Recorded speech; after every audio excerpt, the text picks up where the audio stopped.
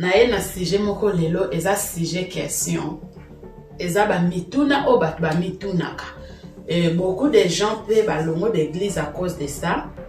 Est-ce que pasteur divorcé peut continuer à être pasteur?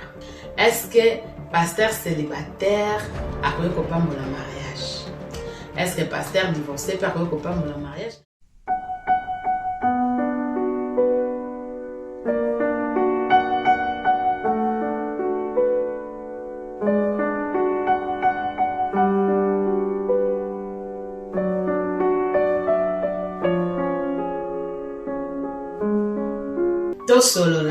Tosolola ya mwe bandi bandeko na nga na pesi bino mbote na kombo na Yesu na sepeli soko kutana na bino na mokolo ya lelo kande na imsa bino nga na bino tosolola nga liboso ya kamera bino na sima ya kamera otali video o partager o sengi pe bandeko musu ba partager bino ve bo s'abonner na mte bo s'abonner massivement na chaîne na biso ya Diez One TV nzamba kozanga te ko pambola bino.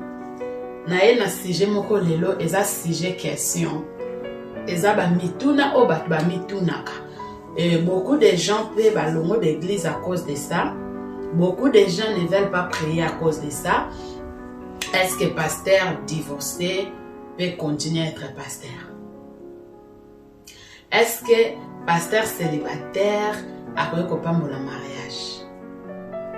Est-ce que pasteur divorcé peut comprendre le mariage? Pourquoi n'a-t-il divorcé na célibataire pour bon bel bazara na même ligne parce que na yoka déjà mutaloba ki nga l'église na pasteur et l'église ou a pasteur célibataire ensemble la té parce que et l'autre côté zo laksa kaza sérieux. Pendant qu'il y a beaucoup de mariés libanda kuna bazaba moins sérieux.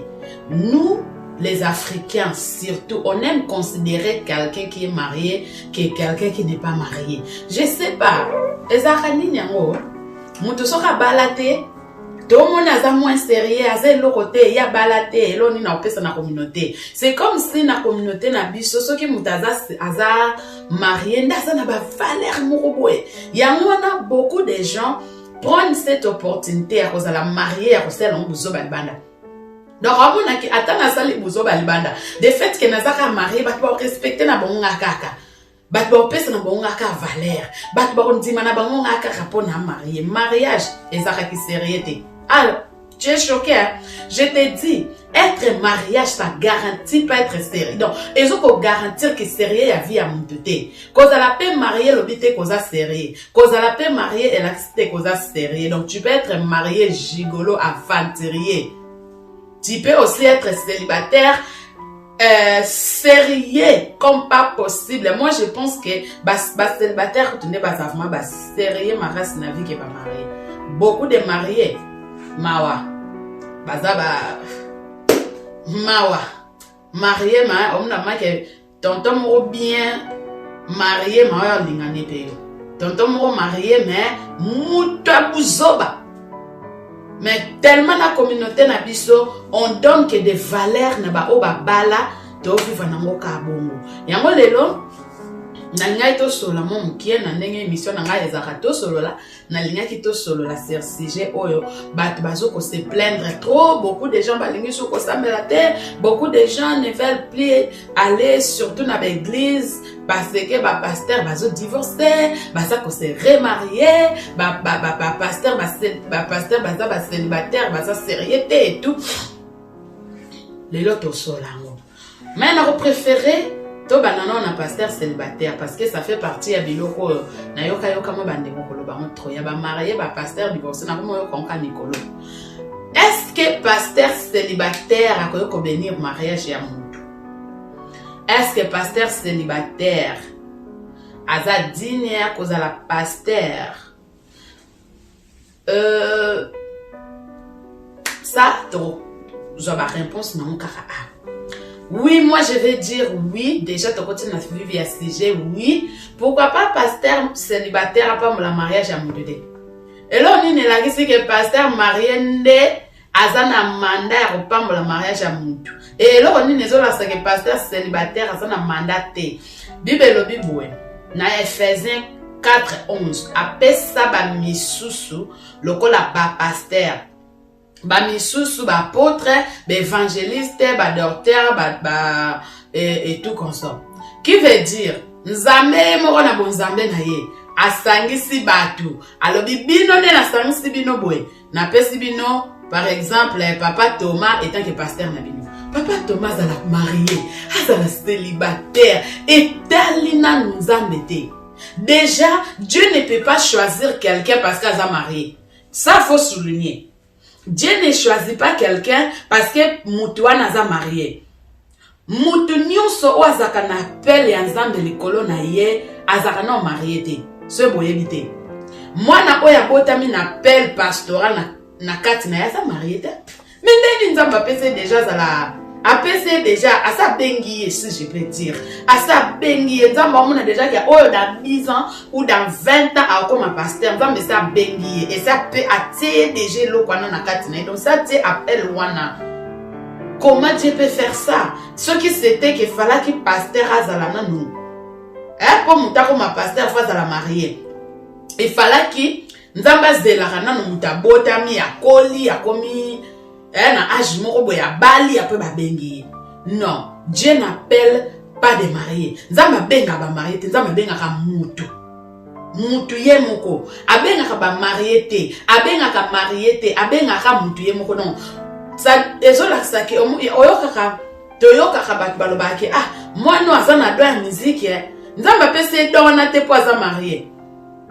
Dieu appelle une seule personne. Nzamba benga kaka mutu. Abenga ka ba marié te, je sais pas si vous comprenez. Nzamba benga ka marié te, abenga ka mutu. Donc tant nzamba zo benga mwana oyo, Bible lobi ke avant que obotama na yebaki nzamba zo bisa Jérémie. Alobaki na ete ke Jérémie tango balinde na yebi yo.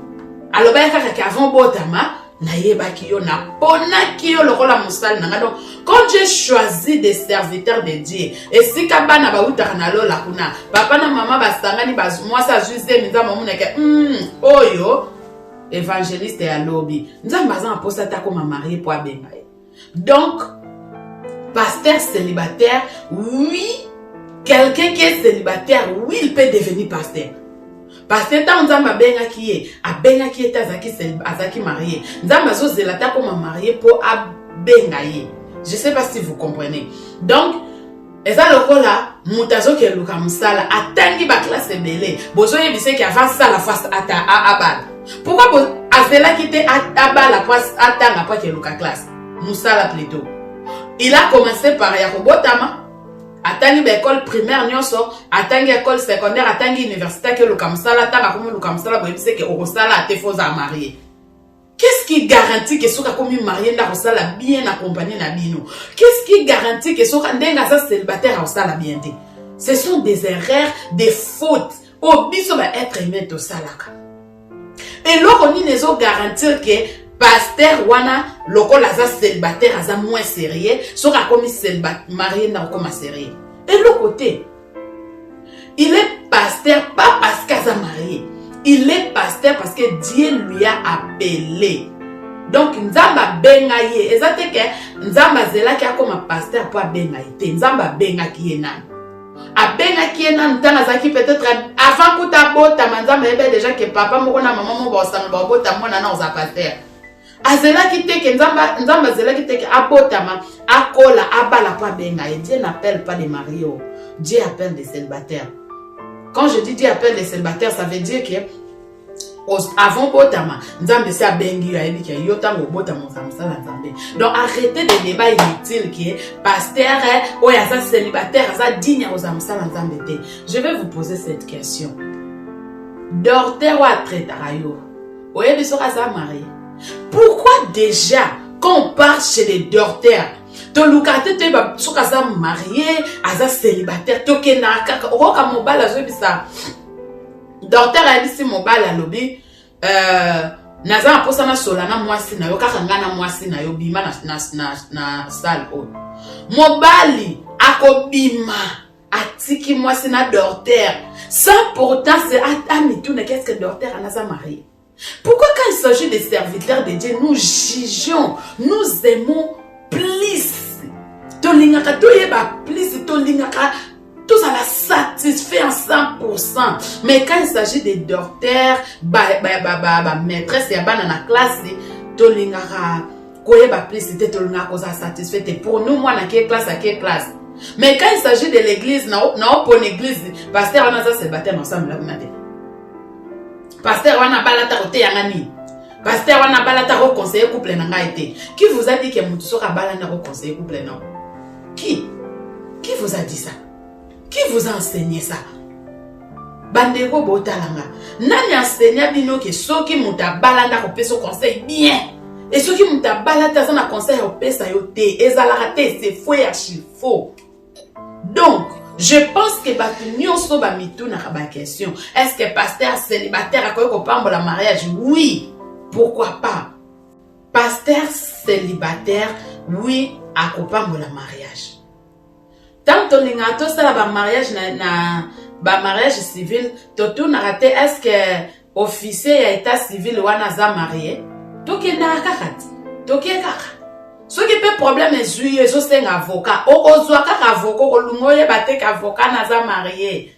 Mais pourquoi quand il s'agit des pasteurs, quand il s'agit de l'église to bandi koluka to yeba soka za marié ensemble la kuna soka za marié te ensemble la kuna le rôle la pasteur anaza marié te la sika aza moins serré kasi docteur wa traitera moins sinayo aza pe marié te aza moins serré professeur wa tam sera bana na yo aza marié te c'est ka violer le ban. Pourquoi les gens aiment juger plus des serviteurs de Dieu?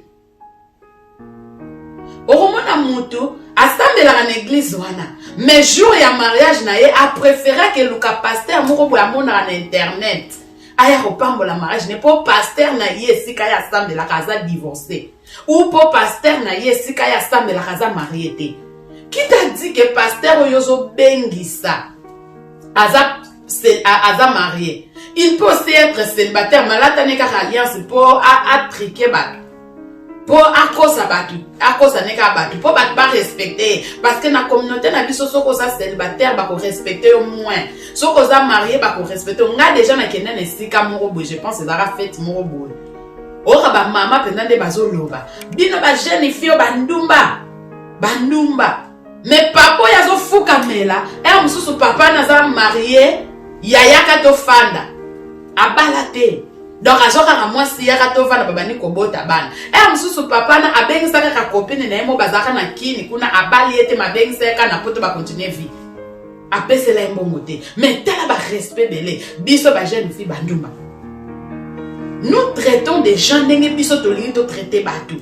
Pasteur célibataire dans sa église n'a été aza célibataire aza digne aux pasteur te biso mto tchaka bato biso ni mto mo tchaba.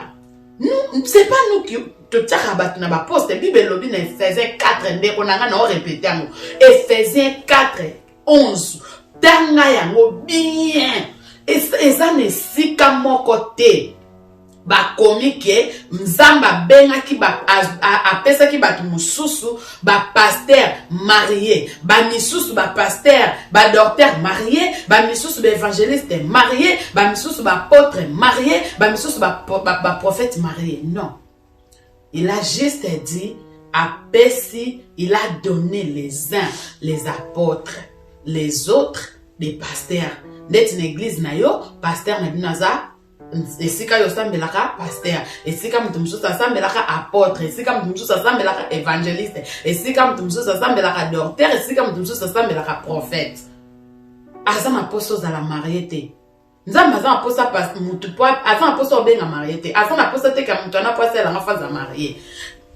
Qui sérieux dans la vie, surtout dans le ministère et dépendaka na mutu na nzambe.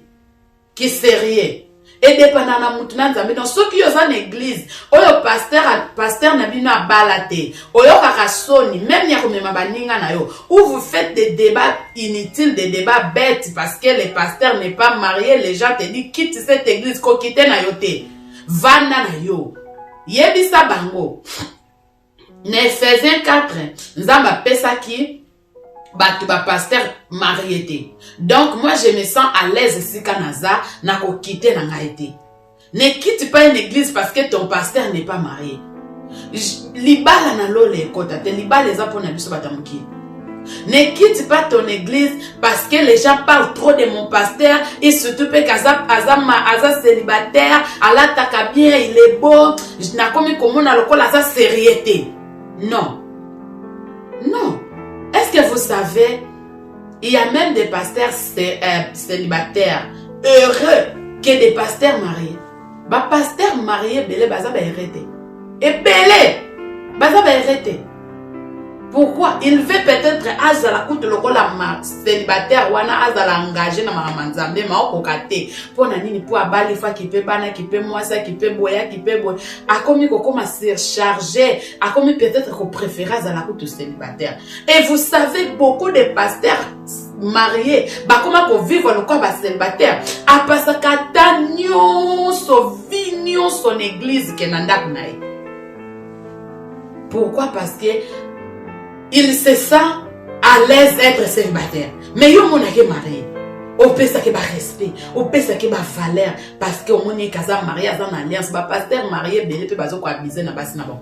Mais pasteur célibataire azo respecter no ba maman. O lingete. Beaucoup mi ko tchaye chaud pasteur bala, pasteur bala, pasteur bala. Pourquoi faut bala kaka? Mais docteur wa traitera yo autour n'a été sur Rabala. Osa pe na posa koye bate. Mais quand il s'agit de ton pasteur, osa na honte, osa na soni pour abala. Donc moi je vous dis qu'un pasteur célibataire, il peut bénir le mariage. Plus loin encore, à koki pe kopé sa mutuma, à koki pe kopé sa ba marié conseil. Saint-Esprit, azaka marié te. Mais Saint-Esprit nous conseille, Saint-Esprit nous aide. Jésus a l'obin à Kéi, n'a pas dit la bino mosungi. Saint-Esprit. Il n'a pas dit je vous envoie un homme marié au nom du Saint-Esprit. Non. Il a dit na Kéi, n'a zotin de la bino mosungu aza loko langai. Donc Yesu Masiya, oto sambe la azaka marié te.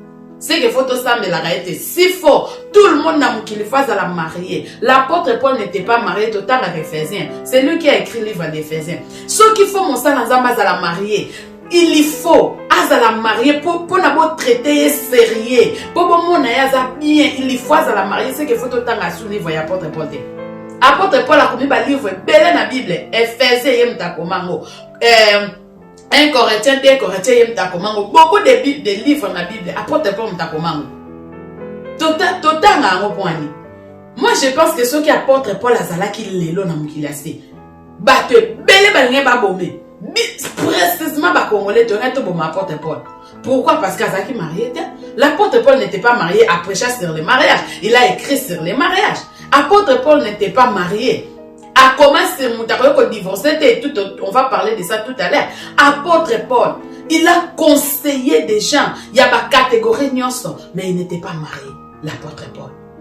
Donc, laissez les pasteurs célibataires tranquilles et en paix. Faire l'œuvre de Dieu en paix. Ce n'est pas parce que ceux qui pasteurs ont marié sont moins sérieux. Non. Ce n'est pas parce que ceux qui pasteurs ont marié sont sérieux. Et ça n'est pas mukili. Moutako za la mariée, aza moins sérieux. Moutaza célibataire, aza peu sérieux. Beaucoup de mariés font des bêtises, les banakuna. Mais des célibataires, bah, ça la moute. Boutika ba pasteur, célibataire en paix. Si tu penses qu'une église ou nous a l'hésité, c'est mieux de quitter. Personne n'a kangio. Mais ne viens pas parler de n'importe quoi parce que pasteur aza célibataire, n'a pas trouvé sérieux. Aza abalate, n'a pas mon alcool, aza sérieux. Non. Pasteur, aza obligé à la marier pour ça l'anzambe. Tu aza obligé à la marier pour attendre aux églises. Il peut être célibataire, engagé, namaramanzambe, amener l'église. Déjà pour conduire une église, déjà pour avoir une église, ce n'est pas une affaire d'être marié ou pas. Et ça affaire à vous marier. Au cause d'appel célibataire aux églises. Beaucoup de pasteurs célibataires dans une église, ils ont besoin de se plaindre. Pour être serviteur de Dieu, ils occupent les balatés. Ils occupent les balatés. Ils occupent pas alliance. Donc, je pense que dans ce sujet, on doit se comprendre. Laisser les serviteurs de Dieu tranquilles. Il peut être marié s'il veut. S'il ne veut pas, c'est leur vie, c'est leur engagement dans Zambé. Ou les contrats dans la vie, c'est un engagement aux dans Zambé. Ils ont qui marié. Qui marié, oui, il faut te bala. Ils ont plaisir à mouki, il faut te bala. Mais si un pasteur, oyo, Azana est marié, bon tenir et regarder.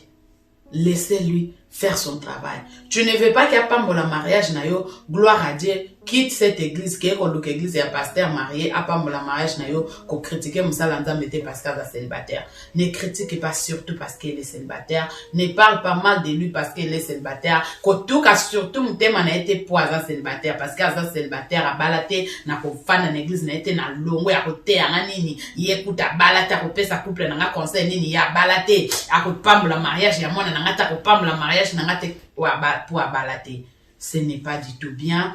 Pasteur célibataire peut avoir une église. Pasteur célibataire a conseiller ba marié. Pasteur célibataire a pas la église parce que Saint-Esprit n'est pas marié.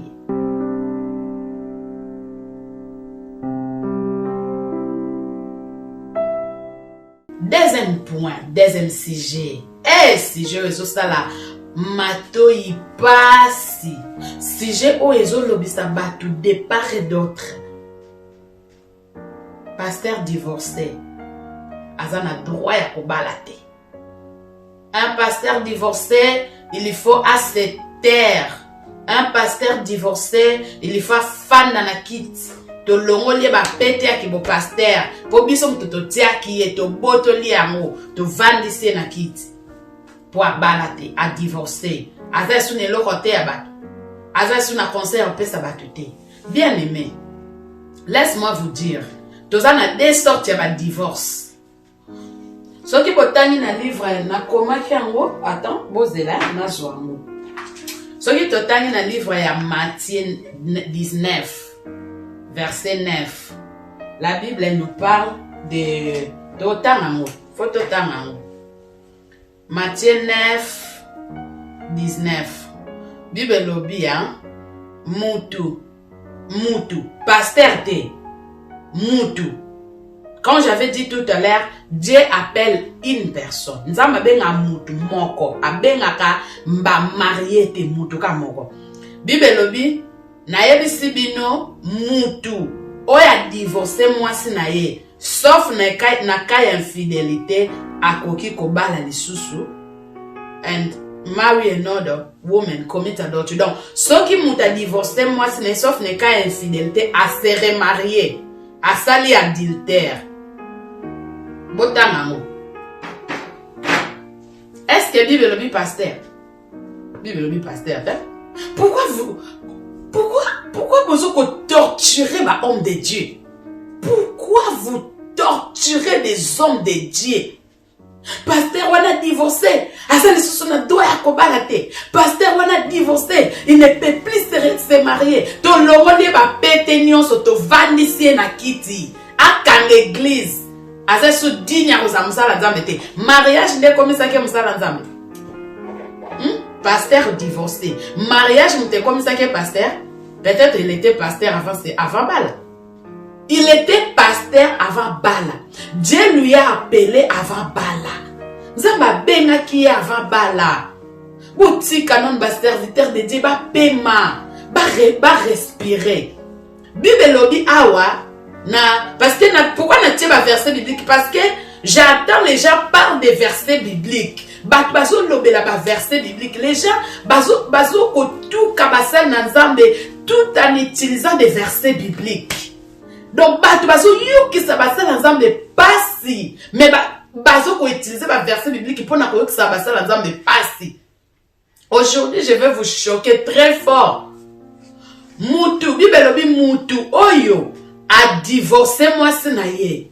Pe a bali moi si moussous a sali infidélité, a sali adultère. Donc, pour dire que ceux qui moi ont divorcé moi si na on a cas infidélité, tu ne peux pas se remarier. Il faut tika la bongo.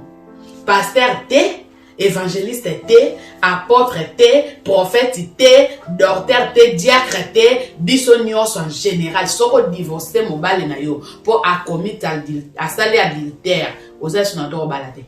Nanga na yo. Yo zotalanga nanga mno loba. Eza faire ba pasteur T.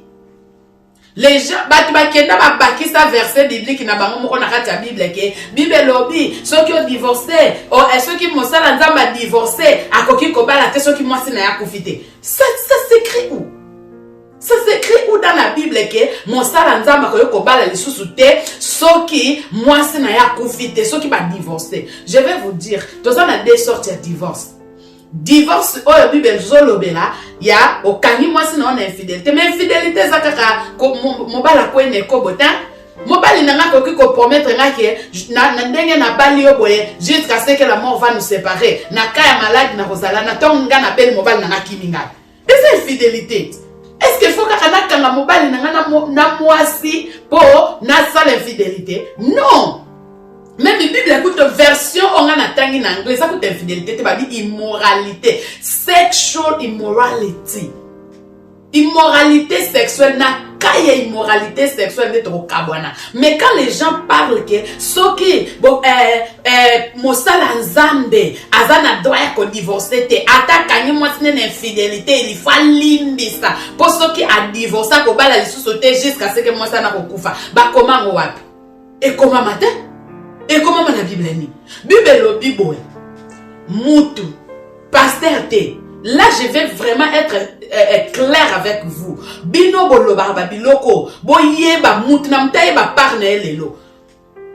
Bible lobite ke soki pasteur akangi moi c'est une infidélité alimbisa ba continuation. Te. Bible pe lobite ke soki mutu akangi mobali na ye na ekobo nde biso toloba. Infidélité zaka ke ekobo te. Infidélité ça m'a embelé. Na koye ko promettre mobali na ngai ke ndenge na zana yo boy ate obeli na zana yo. Mbongo esi na zana to mbongo esi na kimi na nga. Et c'est infidélité. Et c'est infidélité. Soki mobali na nga beli na kimi ye. Et c'est infidélité. Boye bien mote beaucoup de femmes libana kuna ba okima mibali poani azaki na mbongo akwe na kimi. Beaucoup de hommes ba okebala rapasi na ba Afrique na minute nani.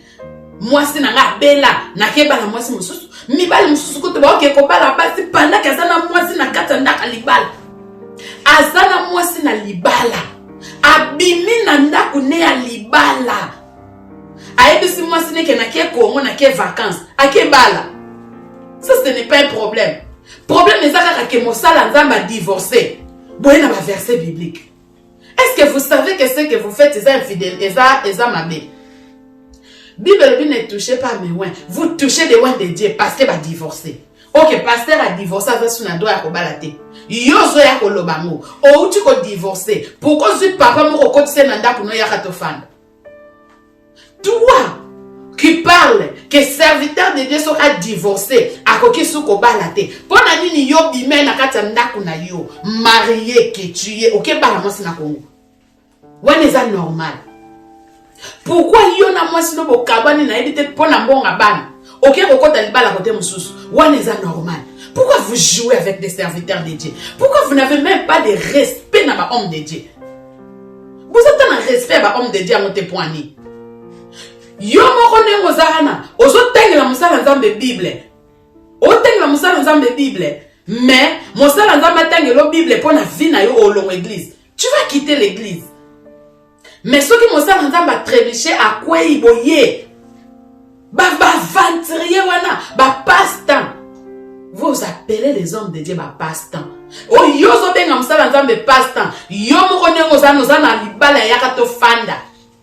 Ozo benga msala nzambe passe-temps parce qu'il a divorcé, a se remarié. Mais yo moko nengo zana yekutu au moins a divorcé, a se remarié. Vraison ou a divorcé biso to yebite. Nzambe ka mutaye bien soki nzambe mutaye bisa ki a divorcé biso toye bandengi nzamba ko contredire malobane c'est sa parole il peut contredire sa parole bino boza posa nzamba contredire malobane na vie ya bastal na nzambe te poani na vie ya bastal na ete poani nzamba ko mona ke musala nzambe wana aza na mwasi oyo aza na ye 10 ans après mwasi wana a créé les problèmes nzambe ayebisi ki a divorcé mwasi wana bala mwasi mosusu. Mais yo yebi pourquoi divorcer te? Yo ozaka na ndaka libala ya yaka to fanda. Tu prends ton téléphone, tu fais des lives critiquant un homme de Dieu qui vient divorcer. Sikoyo yo moko nanu ozana marié te. Yo moko nanu o vivre en adultère. Na yo na mosala nzambo a divorcer a se remarier bino so vivre en adultère. Na yo muto ko boma libala. Okay, okoti na libala mususu sans que écoute babala yo. bozo vivre en adultère. Ceux qui toquent dans Matthieu 19, toquent dans Matthieu 19, 9. Bino nyonso bo vivre en adultère. Ya yoko teza double adultère. Parce que moi, c'est quoi ya balita ko sangana mobile, c'est la Bible qui dit, bon, ça l'adultère. Mais yo siko otiki libala. O koti sou libala mususu, adultère. Na libala no koti bo bala na pete bo saka kayaka tofanda. Double adultère. Après, tu viens dire que mon salanzamba na koyeko te ya lisusu batu te. Yo no faut te ya batu. Ok, c'est bon, il y a tiki qui pasteur. Loko la biso batu to tchaki et to longo lié. Biso nyonso bota langai. To longo li pasteur divorcé, ba pété ki bo pasteur to vandise na kiti. Yo seko koma pasteur na place na. Soki yo hotel moté ya batu. Même mi conscience no mo ko yebisa yo. Ah, moto fanda ko, moto vanda. Oza dignité fanda. Tika. Conscience no mo ko yebisa yo moto vanda. Yo, ah vanda. Tika. To critique kabasala nzambe na lo yengede. Divorce na ye, car ye na nzambe mutu ba yebi pourquoi ba divorcer. Un pasteur divorcé peut enseigner l'église, oui, pourquoi pas. Il n'était pas marié tant nzamba bengaki. Tant nzamba établissa qui azaki marié te. Et tant pe libala na esimite sili, il est toujours un homme de Dieu, il reste un homme de Dieu. Peu importe conviction na yona o yozo lingela ye. Asa kaka homme de Dieu a changé te et l'autre peut changer te a koyoko tam l'église. Oui, il peut prêcher sur le mariage. Oui, il peut bénir le mariage. Oui.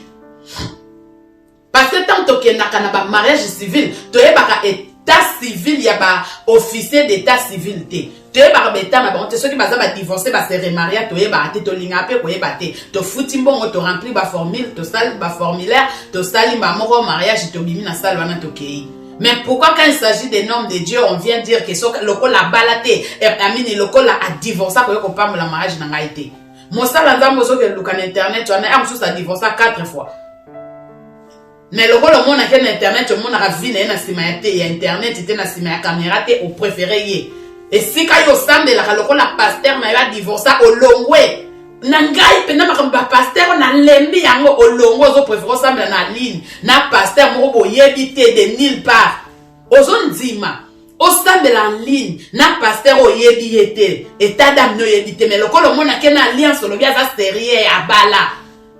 Et sous mariage na ye wana alliance on est à 4e alliance na ye. Mais on dimi au côté ba prière ya pasteur wana. Lokolo yebi vi na sima ya caméra te.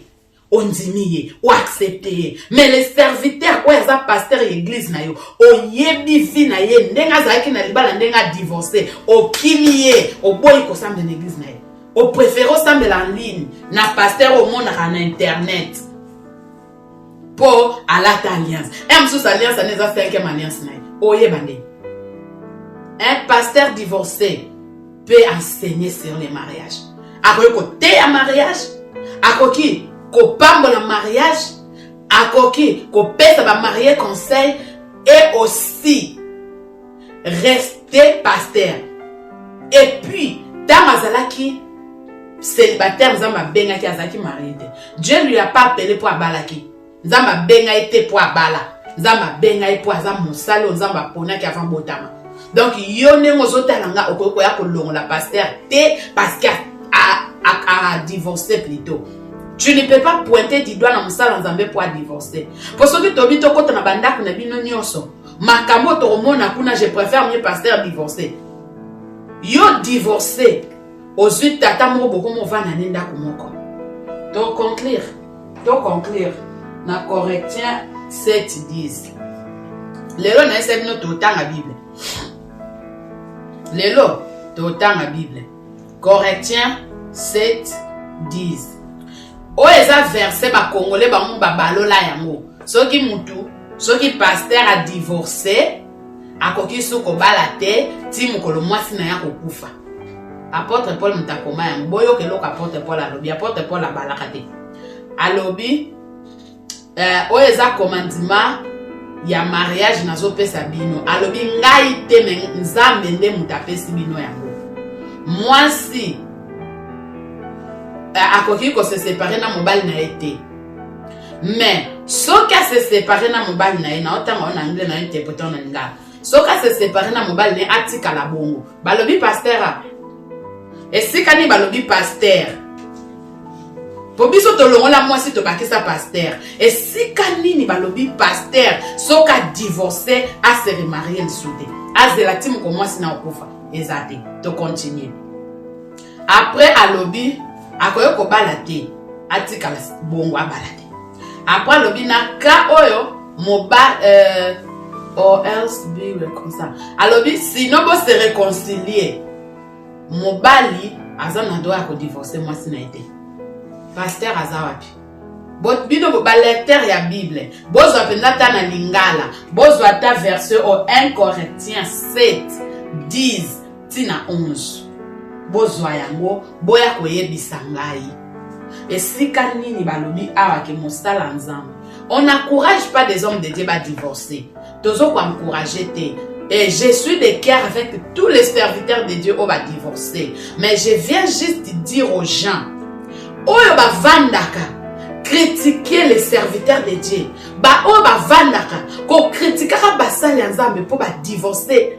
Ko critiquera ba sali nzambe pour ba ba marier te, pour ba célibataire. Mon père zo sa mo sinenga yoko ke sa na église ante pasteur wana balate. Ok, kosambela la kunete mais mon bala so me maman sine na hôpital tant docteur a dit c'est que bima na sola na mwasi na yo ako bima mon bala su problème des choses c'est un avocat ba pesi abengi na cabinet ba avocat ba pesi avocat ya mwasi ako tuna te ke mwasi wana za marié a okende avocat avandi pe na kiti bia beteli avocat na solo de A Z da hotala musapina ete akotala ta za marié etali ete pourvu ka zo solution na likambo mais bato bazo me mabiso spirituellement les gens qui nous conduisent spirituellement qui nous aident ya koyeba makama nzambe to boyi bango po ba balate to boyi bango po ba divorcer ce n'est pas du tout gentil. Laissez des serviteurs de Dieu tranquilles. Je pense que tout le monde a joué réponse na ba question de mitou naka. Ba verset biblique est belé sur le côté internet au bêtis sur les divorces. Qui peut divorcer, qui ne peut pas divorcer? Divorce c'est anini. Donc pourquoi muto sera divorcé? Qu'est-ce qu'il faut faire? Ba verset biblique est comme belé. Apôtre Paul n'était pas marié, il a beaucoup écrit sur le mariage. Il a écrit. C'est l'apôtre Paul Moutabisa qui basi boza la soumise dans le bino. Abala raté. Apôtre Paul Moutakoma que mon bali linga moi c'est l'apôtre Paul a bala raté. C'est lui aussi qui a écrit 1 Corinthiens 7 10 tina 11. Apôtre Paul a bala raté. L'apôtre Paul. Mais total a livre nae. Donc pasteur divorcé, oui, peut encadrer une église, peut avoir une église. Azana conseil on peut se marier. Accompagne le mariage. Botika confusion. Botika confusion. Pasteur divorcé, idem. Azana conseil on peut se marier. Parce que Saint-Esprit azana katinaye. Azana Saint-Esprit marié, t'es Saint-Esprit divorcé, t'es Saint-Esprit célibataire, t'es Saint-Esprit azana ni marié, ni divorcé, ni célibataire, azana Saint-Esprit. Saint-Esprit balade, azana esprit, l'esprit va balade. Donc, pasteur divorcé, oui, il peut prêcher sur le mariage. Moi, je viens aussi conclure pour dire aux pasteurs divorcés. Vous qui vous souffrez, bah pasteur divorcé, vous souffrez. Je ne peux pas parler sur le mariage. Tu as les droits. Faut pas suivre le monde. Bolanda yesu masio abenabinu. Oza na droit. Ya côté sur le mariage. Oza pe na droit ya pas le mariage. Ne suivez pas ce que les gens disent sur l'internet. Et puis bino bandeko. Oyo bolo bakabilobela na internet. Avant oya kolobela mosala nzambe oya divorcer aza esu na droit ya balate. Yo mona banana nuko benga na tata okotisa na kata ndaka pe ko benga na tata ya bana na yo. Ou se réconcilier na tata ya bana na yo bo continuer chemin. Tu n'as pas droit ya ko pointer du doigt na mosala nzambe parce qu'il a divorcé fois azela mwasi na ya kufa kwa se remarier. Pendant que yo moko obengani tata ya bana na yo ozu tata mususu kote si na ndako abali yo te bozo vivre na adultère plus peut-être que tout mosala nzambe wana a divorcé mais avandi alobi akobala lisusu te a continuer mosala nzambe nde ye yo ye kofinga nde ye yo ye critiquer bazwa vie na yo batana en internet au sepela ne critique pas les hommes de Dieu. C'était ça le sujet d'aujourd'hui. Parce que beaucoup de gens, beaucoup de gens, beaucoup de gens se plaignent, beaucoup de gens parlent même mal. Il y a des serviteurs de Dieu pour divorcer, pour célibataire. Je voulais juste faire cette vidéo, pas pour léser les gens. Je voulais faire cette vidéo, pas pour léser les gens. Je voulais faire cette vidéo juste pour éclaircir aux gens. Surtout des gens qui prennent les devants dans ma vie à Basal Nzambe. Les gens qui parlent beaucoup batanga Bible mingi mena ndenge ya mabe. Les gens qui parlent de la Bible na sens ya mabe. Bible yazo tanga Bible pona vie ya musala Nzambe, mais pona vie na ye mon côté. Bandeko, toko montanga Bible pona ba vie na biso moko. To tanga Bible te pona ba vie ya basala Nzambe et de biso. To solo.